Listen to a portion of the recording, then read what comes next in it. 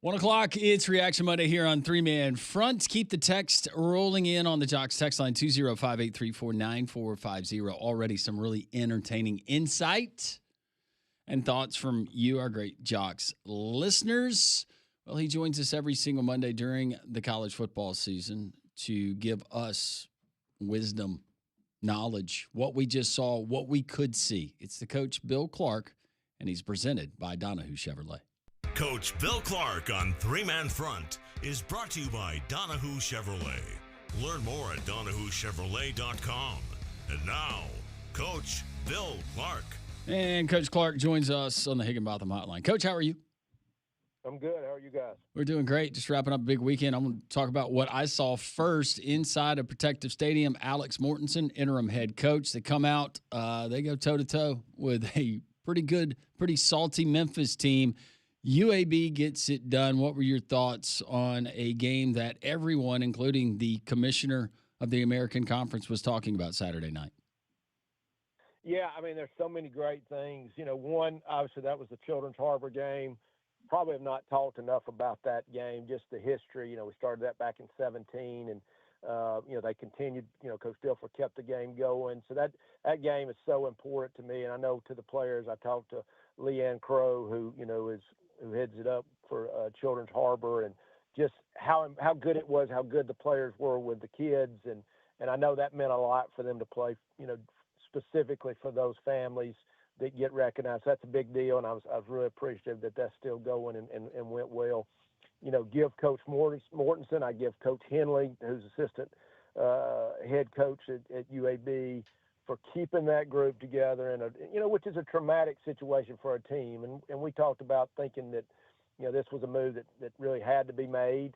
But to keep them together, playing against a great team, come in there and to play as hard as they did. I got to see every snap of the game, just really top to bottom. They controlled the game, had to fight at the end, not give up at the end, find a way to hang on to that lead at the end. So really just a great effort. Give a lot of congratulations to the whole staff and the players.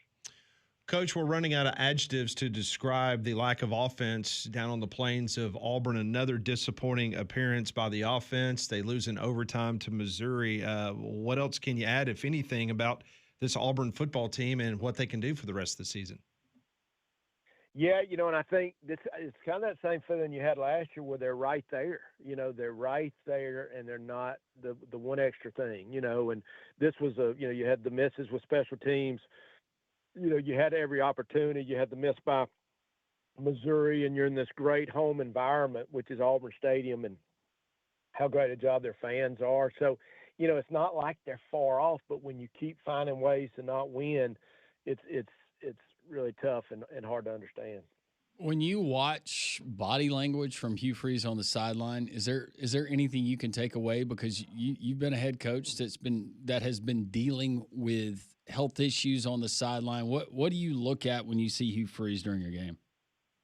I see frustration, and we talked about it on my show and we talk about it on our show. I don't, it's like, all right, what's that extra? What is the thing? It's like they really don't know exactly who they are. I hate that identity. We were laughing about it on our show, not laughing about it, but talking about it, just that lack of identity. But I still see that's where they are. It's who are they? This game, it was a lot of quick game. And you do have to keep mixing it up. Don't get me wrong, but I think they're still looking for the identity. The defense is still playing really well. It's kind of mind-boggling on the special teams, on how that happened, how they've had this lack of a field goal kicker, for years.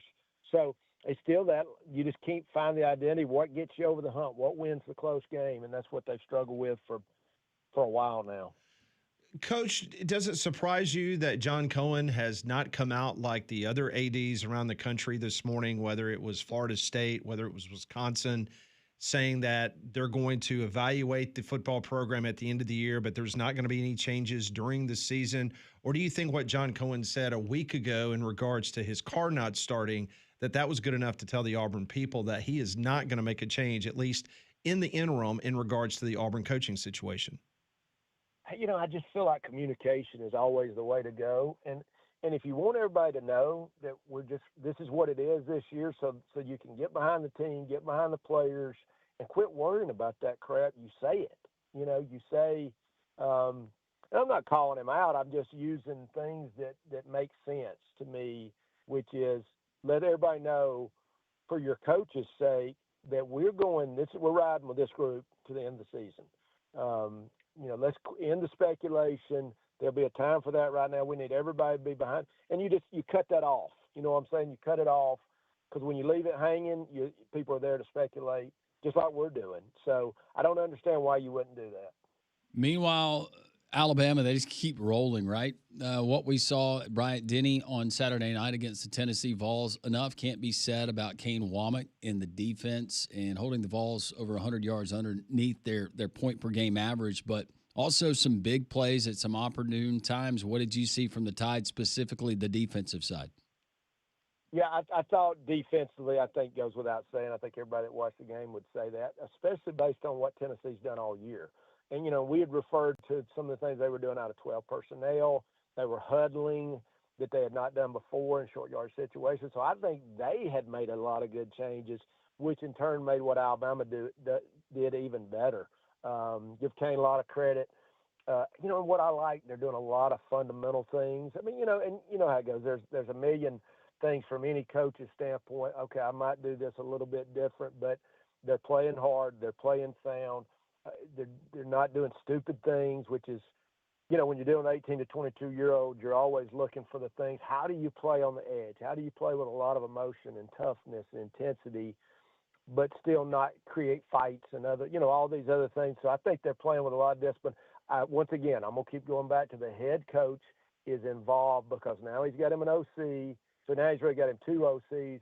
So he can sit in the middle and encourage. I mean, he was encouraging that group, and people say, well, what does that mean? Well, he was encouraging them I think there was a timeout, right, or a stoppage of play right there as they were down there on the goal line. I just remember that sticking out to me, if he was really talking to them, encourage them, and then I think you had the pick right after that, if I remember correctly. But, just they're playing on an edge, playing with a lot of toughness and intensity, and it's showing. Coach, the Ole Miss Rebels missed an opportunity. They had a lead over in Athens, but, man, one thing's for sure, Kirby Smart and his team, they're resilient. They were able to come back and win at home against the Rebels. Kind of sum up what you saw between those two teams, and Ole Miss has got another big one this week against the Oklahoma Sooners. Yeah, I mean, first, offensively, obviously, they are something else, and that is kind of how I, if I always said, what did I want our team to be known for? Toughness, never quitting, it's never over, all those things that you see in Georgia. And I think that goes back to how they've built their program, that it's, we're going to make adjustments. We're not going to quit. We're going to find a way to get you in the end. We're just going to keep playing. And I think that's what happened in this game. This was an unbelievably good game, two good teams. Explosive offenses. And I think what you're seeing with Georgia, they're just doing a lot of really good things offensively. How they use their multiple tight ends, and they have the really good run game, which of course sets up play action, really makes them good on the goal line. And they just keep wearing on you because they're always going to be real physical. And at the end of the game, they're going to be there. But I think Ole Miss has definitely got a good team, and we'll see how resilient they are after a tough loss. Coach, speaking of Ole Miss, Lane Kiffin, his name is going to be mentioned for open jobs, specifically the one that just came open in Gainesville. Billy Napier out yesterday as the announcement is made by Florida. Scott Strickland with a press conference today. But Billy Napier not being able to get it done, is that Florida job now as attractive as maybe it once was and enough to lure a guy like Lane Kiffin away from Ole Miss? I think it's not as attractive as it used to be, obviously. I think we were all recruiting and used to now believe this, the number one factor in recruiting was proximity back in the day. I mean, now there's a bunch of other factors, right? There were teams that won, there were, blah, blah, blah, facilities, but the proximity of a place. So you had all those recruits in Florida and so on, and we know other things were there, but now when they're willing to go all over the place, and I think you start looking at wait a sec, Dan Mullen, and we go through this list of guys, and there's Urban Meyer basically having a nervous breakdown at the end when he was winning. But that job is not as probably highly regarded now. That may tell somebody I want to go in there and prove that we can win. I think it's going to be a comparison between what I feel like I could get done at Ole Miss, NIL, et cetera, and what Florida might could do that I couldn't do there. That's probably what the thinking will be. Well, Coach, our friends at Donahue Chevrolet, they bring you our segment each and every Monday and the Coach Bill Clark Show. And right now it's Truck Month at Donahue Chevrolet. You got the 2026 Chevy Silverado 1500s, 2.9% APR for 6 years. That's not bad, but that's not all that they have to offer there, right, Coach? Oh, yeah. Great deals, great people, going to take care of you. We talked about that on my show the other day. Just great folks that you can count on and trust at Donahue. Coach, looking forward to seeing you here in just a little bit for the Bill Clark Show. All right, guys. Have a great day. Enjoyed it. You as well. Coach Bill Clark, once again, presented by our friends at Donahue Chevrolet, DonahueChevrolet.com. Check out Truck Month and all the great deals they have there. Still to come, we got Hugh Freeze, his press conference from Auburn. That should be interesting. Your phone calls, your texts are interesting as well. We'll get to them. Reaction Monday on 3-Man Front.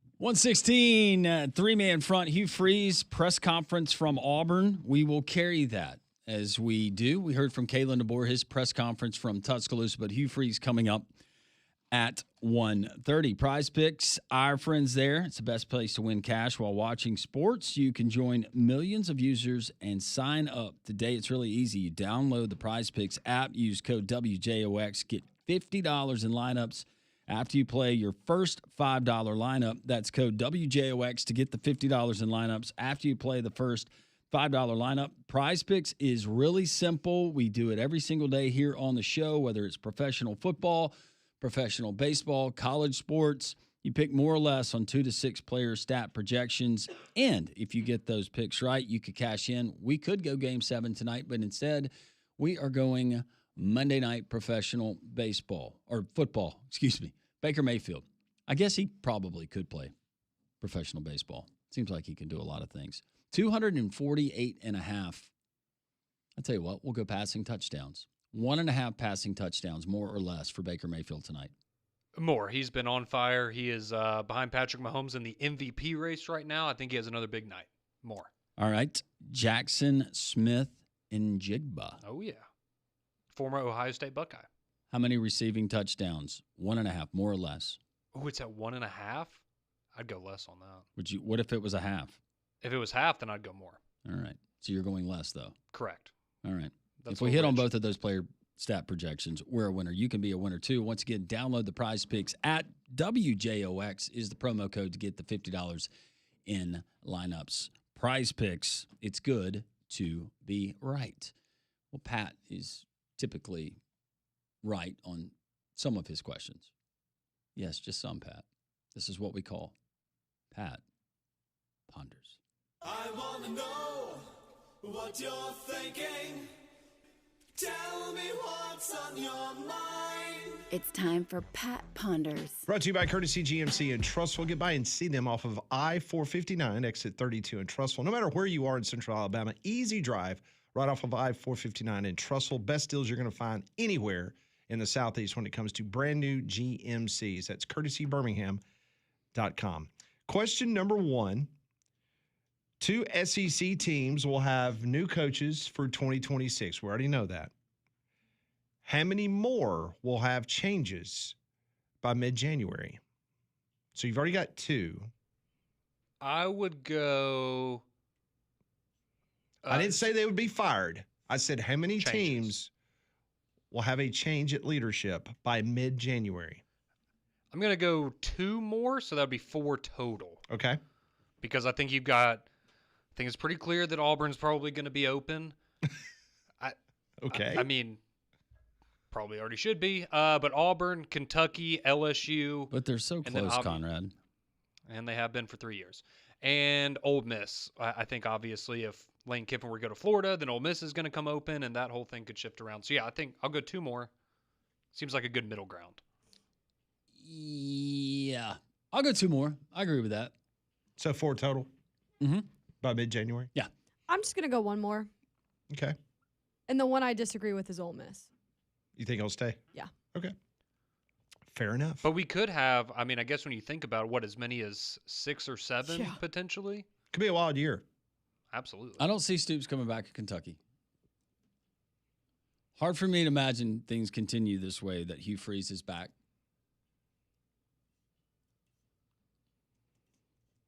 After that, I was about to say, I think in terms of maybe firings, I think the other ones would be, I'm going to go take this opportunity elsewhere in a Brian Kelly or Lane Kiffin, if they were to do that. Now Hugh Freeze's might not be announced as a firing. See, I think the potential at Florida is Lane is their first choice, and I think Drinkowitz is right up there too.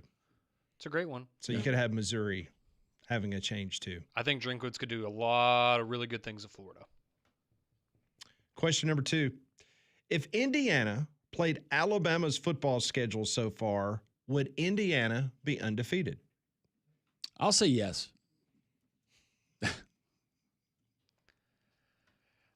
You go to Eugene, Oregon, I'm going to give you the benefit of the doubt. See, and you beat Illinois by 53, I'll give you the benefit of the doubt. See, and that's my thing is I think they would have the same record as Alabama. Because, again, in the Big Ten, you're not having to go through, 4 straight ranked opponents. That's difficult for anybody to do. I think Indiana's really, really good. But, yeah, I think they'd probably be about Alabama's record. I think they'd be 6-1. I think they'd be 6-1 with a loss at Georgia. I think that's a good call. All right. Question number 3. What fan base was devastated the most from this one play that occurred this weekend? Was it Tennessee fans throwing a 99-yard pick six, or Mississippi State fans throwing an interception when it was in range for a game-winning field goal?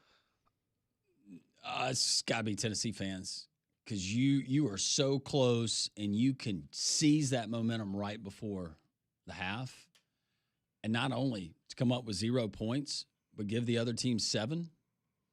That's a soul crusher. It absolutely is. I'm going to go Mississippi State, but the only reason I'm going to go for that is because in the Tennessee situation, Alabama had still been playing very well, and you had 30 minutes left to go. So who knows what would have happened in the second half if Tennessee had scored to make it 16-14. All you had to do if you're Mississippi State essentially was take a knee and then kick a field goal. Now, it's not guaranteed you're going to make it, but pretty likely you're going to make it. So, yeah, I think it's Mississippi State. You really, really crap the bed on that one. No, I agree with Conrad. That really sucks. So it's Mississippi State. I think it's Mississippi State. Do you feel good if you're Mississippi State, or does it make you feel worse knowing that the fans booed Billy Napier after beating you, walking off the field, and he still got booed? I think the fans in the Swamp realize that this is probably the last time that Billy Napier's ever going to be on the field wearing Gator gear. So they had to take their opportunity. So they wanted to give him one more send-off. Let them know how they felt. Yeah. Like, thanks for nothing. He might bring a group of 5 team back for a payday. That's what I was saying. Gator gear. Yeah. That was the key. Yeah. Next question. In 1979, the Birmingham Bulls hockey team was not included in the WHA-NHL merger. That's when I stopped watching. It was reported this week that the minimum price for an NHL expansion franchise is $2 billion. That's right, for an NHL expansion franchise. Now, back in 1998, the citizens of Birmingham voted down the MAPS proposal that would have built a dome stadium that could ultimately been the home of the relocated Minnesota Vikings. So which do you believe was the biggest miss for Birmingham as a major league sports city? The NHL not coming, or the failed MAPS, which would have built a dome stadium? Failed MAPS. What was more of a disappointment becoming a major league sports city? Yeah, I thought for a while there, I was under the impression we were going to get it. And the events that it was going to open up, trust me, we dealt with it every single day. We were shocked when it didn't pass. Not having a professional team, if you were able to have all of the different events that you could have had there. Yeah, it was MAPS, the failed MAPS thing. Yeah, I don't think it's any question. And look, no shot at the NHL. I know people love the Bulls, and they have a great thing going, and I know they have a lot of fans, but I would still be a little pessimistic about the longevity of an NHL franchise in Birmingham, Alabama, but I really wouldn't be concerned about an NFL one, or at least not as much. So, yeah, it's got to be the Dome and missing out on the Vikings. That would have been awesome. I was seeing if we would get a discount if we went Canadian dollars versus United States dollars, if we did Canadian currency. What's the exchange rate? It is 71 cents U.S. to $1 Canadian. Gotcha. So, no, we would not be better off. It'd be more than $2 billion, whatever those are. Canadian dollars? Syrup coins. Syrup coins. All right. This one's courtesy of BB as we wrap up our Monday edition of Pat Ponders. Name the top 3 live concerts you've attended, and were they in large venues or more intimate? Now, she gave examples of her concerts. Like, for instance, she went and saw Boston. That was in a small venue, bar setting.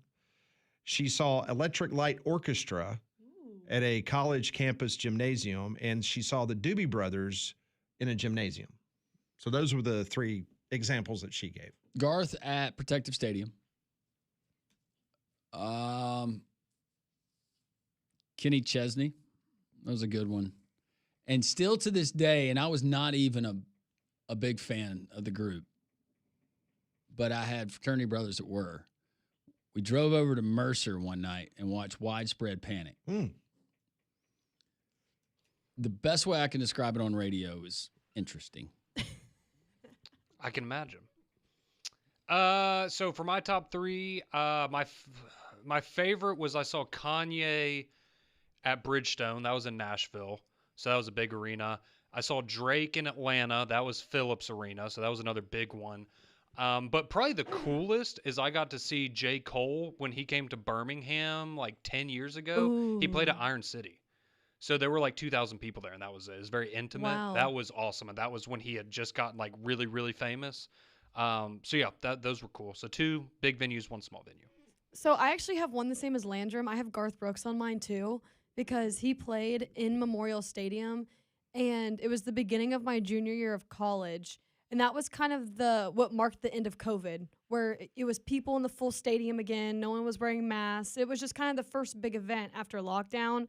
Second, I have George Strait because it was Little Big Town, Chris Stapleton, and George Strait. That's a good one. And George Strait is my all-time favorite musician ever. I cried when he walked out. I love him so much. And it rained, which was really fun. And then for my third one, you guys won't understand this, but to all the women in my generation, this is a big deal. But I got to see One Direction before Zayn left, which is... Who's Zayn? He was one of the members of One Direction. But the opener for that show was 5 Seconds of Summer, which in 2014 was like the biggest deal. Paige will probably know I what was I'm about to say, talking about. Paige would have lost her mind. Yeah. But seeing One Direction before the group split and with 5 Seconds of Summer, again, for the people in my age range, was a big deal. That is today's Pat Ponders, brought to you by Courtesy GMC in Trussville. Goodbye and see them off of I-459 exit 32. Best deals you're going to find on a brand new GMC right there at Courtesy. When we come back on Three Man Front, we'll go to Auburn. We'll hear from Auburn head football coach Hugh Freeze. That's next.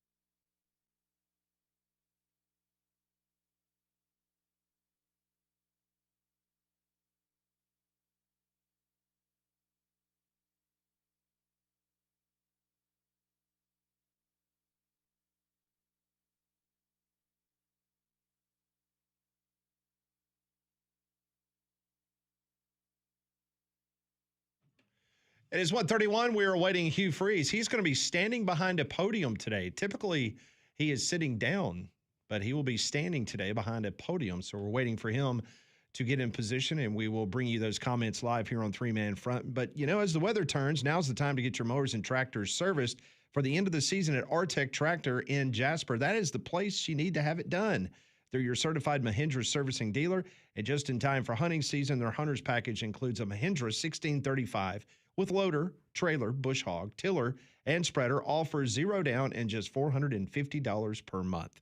Artec has a full line of tractors as well as heavy construction equipment for those big jobs. Just north of Jasper, go check them out, Highway 5, or go to their website online at artectractor.com. So we're just a couple minutes away from watching and hearing Hugh Freeze as he will be at the podium, as he will be previewing the Arkansas Razorbacks coming up this weekend. Conrad, that point spread has jumped all over the place. I know that when it first came out, Auburn was what, 2.5? Auburn was a 2.5 point favorite. I'm trying to get an updated point spread as we speak. Auburn, and it went to Arkansas a point. Okay. Now it's back to Auburn 1.5. Interesting. So the Tigers are now a 1.5 point road favorite at Arkansas. The point total is 57. Okay, so that's what I was going to add. Ooh. I just loaded up on Auburn. That's why there was line movement. Oh, I thought you were going to say you loaded up on the under. I was about to say that. 57. 57. I mean, you're anticipating that Auburn's going to find some offense against a porous defense. There's a rumor Arkansas. going around that Cadillac's going to be calling plays.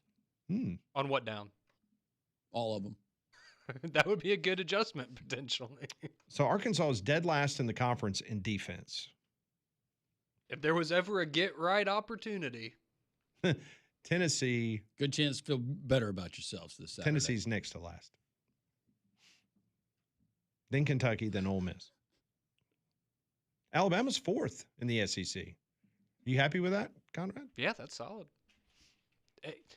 The defense is so weird, and I thought you did a great job explaining it earlier with the bend, don't break mentality, because it's one of those things where if you look at the box scores, like the Tennessee game, the defense really didn't play well, but when you watch them play, they play great red zone defense. Like, that just seems to be their forte, right? Is we'll let you get close, and then we're going to make it really, really tough on you to punch it into the end zone. It's very bizarre, but it's working for them. Yeah, they're the 25th best defense in college football, right ahead of LSU. Georgia's 28th, Vandy's 29th, Auburn's 30th in total defense. There you go. But if you look at it from a national perspective, offensively speaking, Alabama is 12th in overall offense this year. UAB is 17th. Nothing wrong with Alex Mortensen's offensive play calling this year. No, and won a football game in the process. Auburn is 10th against the rush. And if you're wondering about Auburn's offense nationally, they're 115th. And there are, 134? 136. 136. Army is dead last. Army is averaging 85 yards a game. All right, let's go to Auburn. Let's hear from Hugh Freeze.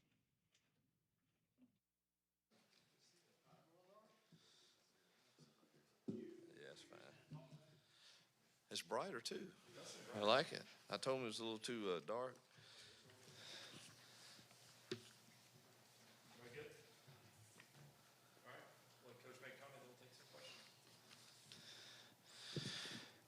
Yes, man. The disappointment from Saturday night can't linger. It's got to move on. We know our past four opponents, have a combined record of 25-3 and are really, really good football teams. Which, when you look at how close we are to winning each of those games, it gives me great hope. And I think that's what you hold on to in times like these, is the fact that you're really, really close. And truthfully, as a coach, you can't, I don't know that there's a lot you can do about a drop pass here and there that makes a difference, or missed field goals that make a huge difference in these games. Keep encouraging and believing in those guys to make the next catch, the next throw, but there are a lot of things you can do to fix things that are hurting us in critical moments, and that's something that I know that I can do, and I know we can do as coaches, and we must demand it of ourselves, that the details that are hurting us in critical moments, that whether it's the depth of a route or a blocking technique against a different front, we have to fix those, and I know that we can. And that, I believe, is the secret to getting us over the hump in these games. Obviously, we've got to make the plays when they come our way that are there. And I think that game's totally different if we do. But even at that, our defense played with incredible passion. Our offense played with really good effort. We just are not consistent enough over and over again at this time, and that's why we're sitting here, feeling like we are about a team that's played 4 top 15 teams right down to the wire, and excited to get us better this week as we travel to Fayetteville.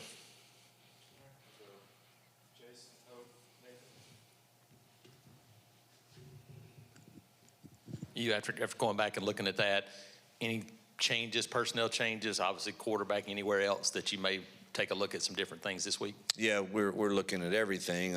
Unfortunately, the first change is at center. I know it's been announced. Many of you already have heard Connor Lew tore his ACL. It's one of the toughest things about coaching is watching kids go through the way they prepare and work all year long for these 12 opportunities in regular season play.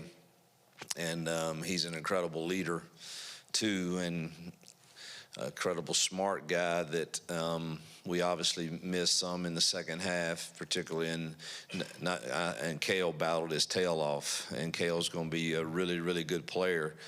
But there's nothing like experience of having to get up there and reset a protection based on a look and then having to do that and snap the ball with great accuracy so that the timing of plays is good. So that's the first change that's got to be made, and we certainly hate that for Connor.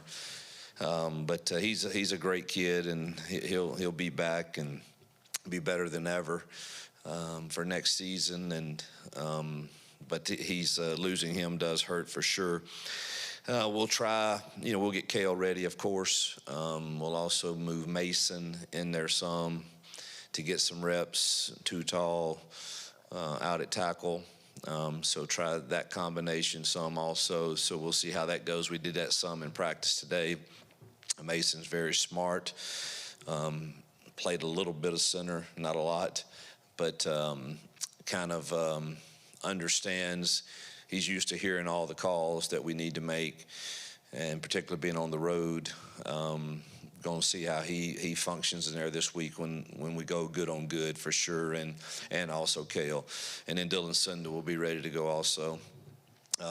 You have to start looking when you, as well as Jackson played in the first half of the last 2 games, you have to start looking at everything of, all right, why do we not have the winning ways?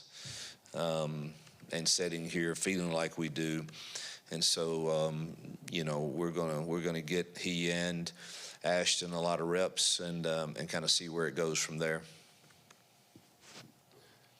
Hugh, I guess today you've had some programs like Florida State and Wisconsin where their ADs have come out and talked about supporting their current head coaches. I guess, first of all, have you talked to John Cohen since Saturday night about the state of the program, what he thinks? And then I guess second question would be, what would a statement of support mean or not mean? Like, do you need that at all? Well, that would be huge. That'd make everyone feel a lot better for sure. Yeah, I haven't talked to John. I'm gonna say John has been so supportive ever since obviously my hire, and but I don't get too much into they have a job to do, and certainly he has people he has to answer to, and I know how close we are. I know I can get this fixed, and we're too dang close. And we've got to get a little bit better play and a little bit better coaching at a few spots. And I want a chance to fix this. And, obviously, I've totally gotten off of all social media, so I'm not sure what exactly was said in those other cases, but that's got to be reassuring to those people in there that they believe that they can get it fixed. But again, I've trusted John since I've been here to do the right things, and he's got to do, what he feels is best for this program, of course. And I think it's us. I think we fit Auburn. I think we fit the Auburn culture. I think the culture in the building has changed. I think the talent level has changed. And unfortunately, we just hadn't gotten over the hump in a very difficult stretch of games. But I believe that's coming very, very soon. What did you guys see from Perry the last couple weeks? I mean, his snaps are just couldn't be going more up proud of him, man. I called his uncle just to. The guy, truthfully, when he got here, if I'm being just had no idea how to practice.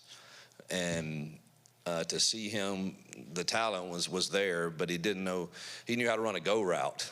He didn't know how to take a release off of anything, or what different coverages looked like, and he wasn't the only one. Malcolm was that way too. Cam, to a certain extent, Cam was more prepared, but. Man, to see him starting to enjoy playing the game and having success, that's really what coaching's about, is developing those guys. And you got to give Marcus and Coach Harris and Heath, those guys that work with them on every single day. But really good to see him. And, nobody was more bothered on the sideline than him after he dropped that, I think, the second possession or third possession. And I love to see that. And he's just getting better and better every single day. And I have to remind myself, we're playing these top teams very tough, but we're still fairly young at some spots. And he's still a young kid, but really, really excited to see his development. Hugh, I know you said after the game, Alex's night was uncharacteristic, but just watching it back, talking to him, just kind of where's he at, and where's your confidence level in him, and just kind of in that place. Yeah, I believe in Alex McPherson. He believes in himself. I mean, that's the first time he's missed any kicks inside the 40-yard line in his career, and he missed 2, and that's just so uncharacteristic of him. And he kicked beautifully all week long, and he's mentally strong. He's been through a lot, and certainly feels the weight of the loss for everybody, feeling like, man, if I could just make one of those, maybe the game's different. But, man, nobody in here doubts him or has any less belief that he's going to make the next one. Hugh, what do you think the biggest things about your offense are that are fixable moving forward? Man, the details. We've got to be harder. We've got to coach harder, demand more of ourselves and on the kids.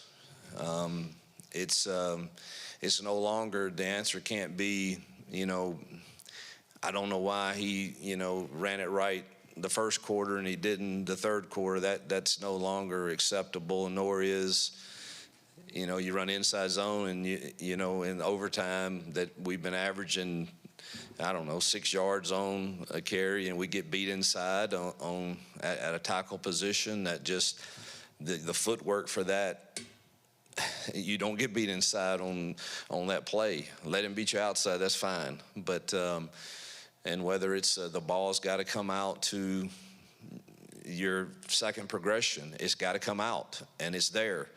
So turn it loose. And so we've got to demand more. Our coaches are very clear on how I feel right now about that, and hopefully we lessen maybe what we're carrying, and there's zero room for excuses. Hey, I think you talked on Tiger Talk last week that your intention was to have Ashton redshirt this year. If you want to make a change at quarterback, doesn't that kind of limit you just have to go to Deuce? Or? Not anymore. We just we're going to play to win with him, and he's prepared to play the last few, and then you know, if you go watch the game and you're watching it live, it's really hard to complain about Jackson in the first half of the last two games for sure. I mean, he that game could have easily been 14-0 after the second drive, and Jackson was playing at a high level, and we've got to get that consistency throughout the game, or we've got to go find a spark. Going back to Cale, obviously it's pretty rare to see a freshman center, especially a young freshman center in the SEC. Yeah. What about him? I mean, who should still be in high school? Right. I mean, what about him makes you, trust him going into stage like this? He's a mature kid for his age, but it's really his toughness and preparation.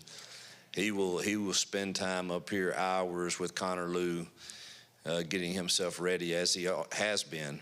And he has a high football IQ and is, going to make some mistakes. Got to make sure his snaps are a little toned down. They were a little high and hard at times. On a goal line play, it kind of throws off your timing. We had one critical third down. I wish I had that call over again. But it certainly is not very good if the timing is off to get it to the running back headed downhill right now. And but again, it's his first go around in an SEC game, and honestly, he graded out pretty well. There's a few pass protection issues, but that's to be expected, and hopefully we can get all of those cleaned up with the time he has to prepare this week. But he's going to be an outstanding player. You hate to have to throw him out there quite this early, but that's the hand we've been dealt. That is Hugh Freeze. We'll continue listening to his comments live from Auburn, Alabama. This is Three Man Front on Jocks.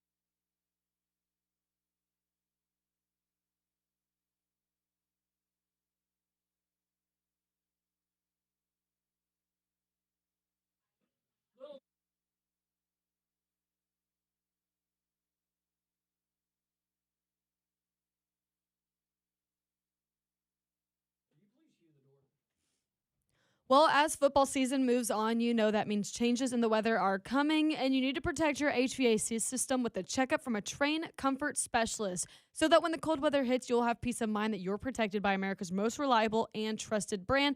Go and find out more and visit a comfort specialist near you at train.com. It's hard to stop a train. All right, our remaining minutes, let's go back to Auburn and listen to Coach Hugh Freeze. Coach, another big game from, Xavier Atkins, Robert Woodard. Just how valuable have those guys been this season individually for your team? It's Robert's best game since we've been here, by far. And, as a kid that really struggled and contemplated, do I need to move on back in the crazy portal world? And I tell you, I give a lot of credit to his father, who just spoke real truth to him. And he hung in here, and now he's worked his tail off to get better and better and played his best game, and X continues to play at a high level. You back to the quarterbacks. Is the expectation for Jackson to start Saturday, or is it as simple as whoever has a better week of practice is going to get the starting nod? I would say the expectation is for him to start. Well, he's at a high level, and Bobby does a really good job, coaching offense. And so, I don't expect our kids they're going to come and compete like they have every time. But I mean, this team's scoring a lot of points on some really good defenses. So it's a great challenge for us for sure, based on what I've seen on tape. But I don't think the expectation is that we'll play at a high level with great passion and execution. We still have things that we can get better at and clean up. We didn't, watching the tapes with the defense this morning and going over the good and the bad, we still don't cage the ball real well, leverage the ball real well at times, and it's usually our younger guys that we mentioned, but they're better than they were. And or play with the right leverage on a pass route on where your help is, and we need to improve that this week for sure. That was Hugh Freeze. Some very interesting comments about John Cohen, talking about it would be great if there was some type of statement of support, like some other ADs have done today. So Hugh is actually wanting that ringing endorsement. Yeah, and apparently he's still waiting. Still waiting. Yeah. But he's so close to getting that. God is great. Have a great rest of your Monday.